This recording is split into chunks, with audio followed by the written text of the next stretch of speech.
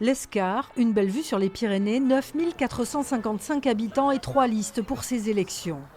C'est l'occasion de parler du bilan. Pour la maire sortante, c'est café le samedi. Valérie Revel rencontre ses administrés chaque semaine afin de connaître leurs problèmes et leurs ambitions pour la commune, avec une volonté, poursuivre l'action démarrée en 2020 et notamment le vivre ensemble.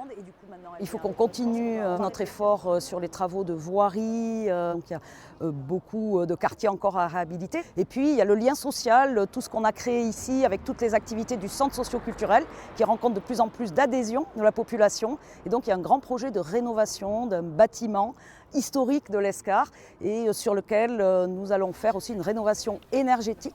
En face de Valérie Revel, Jérôme Mange part lui aussi à la rencontre des habitants. On vient un peu échanger avec vous et on va remettre ce petit document. Conseiller municipal d'opposition, il se lance à nouveau dans la bataille, notamment pour une fiscalité maîtrisée.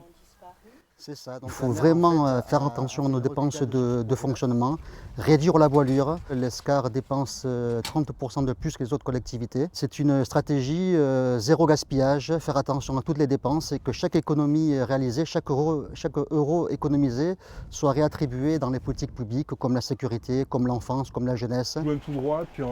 Le nouvel invité de cette élection, c'est le Rassemblement national. François Verrière en est le délégué départemental. Ce fonctionnaire territorial compte bien peser sur cette campagne en surfant sur la popularité de son parti.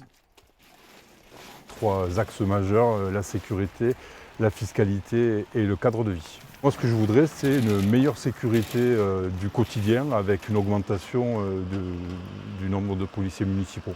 La fiscalité n'est pas bien maîtrisée. Nous, on veut quelque chose, une fiscalité beaucoup plus pragmatique et guidée par le bon sens. En 2020, Valérie Revel l'avait emporté en triangulaire avec près de 52% des suffrages.